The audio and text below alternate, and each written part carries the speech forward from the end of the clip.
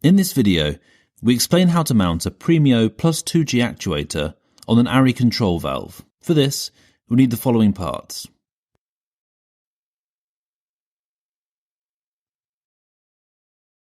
First, we make sure that the valve is installed in a pressureless system. Then clarify whether the actuator is suitable for the valve. To do this, the travel range of the valve and actuator have to be compared. The fitting projection, x 83mm, is measured on the valve. Therefore, the plug is located in the seat. Alternatively, the fitting projection can also be found in the detailed operating instructions. The PREMIO cover must be removed from the actuator. The trip slide is removed using the PREMIO multi-tool. The adjustment dimension is then measured from the lower edge of the locking nut to the upper edge of the spindle. For yoke construction, this is 57mm. The trip slide is then snapped into the top groove using the PREMIO multi-tool.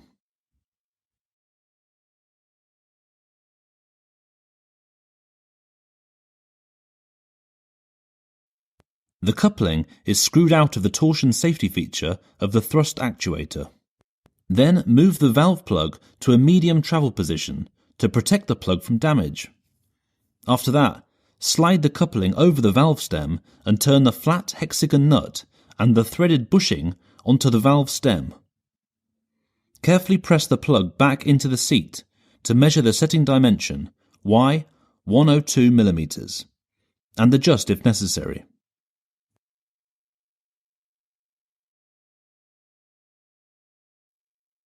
The plug is returned to a middle travel position in order to lock the threaded bushing with the hexagon nut with a torque of 46 Nm.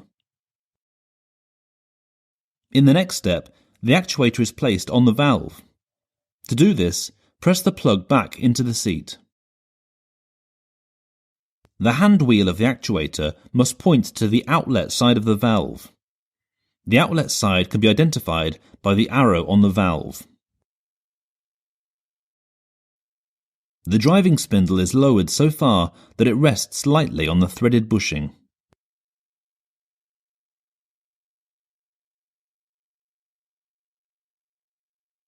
The coupling is screwed hand tight into the red torsion safety feature. Make sure that the stem locking device is correctly seated. Now the yoke is screwed to the crossbar. Pay attention to the torque of 50 Nm.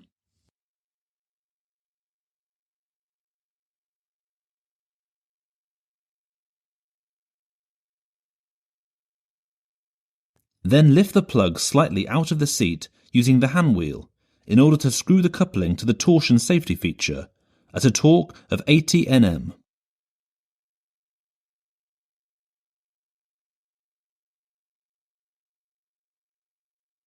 The grub screw must now be hand-tight screwed into the red torsion safety feature. After that, skilled personnel can apply the voltage. It is important that the voltage on the type plate matches the power supply of the actuator. In addition, it must be checked whether we do have a 3-step signal or an analog signal. In our example, we have a 3-step signal. Now we can start the initialization process by switching to automatic mode and pressing the initialization button for 5 seconds.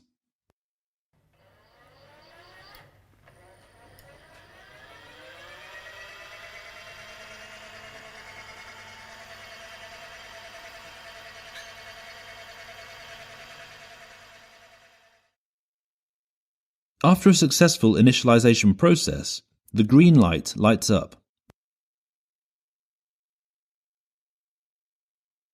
Lastly, the stroke scale can be aligned manually.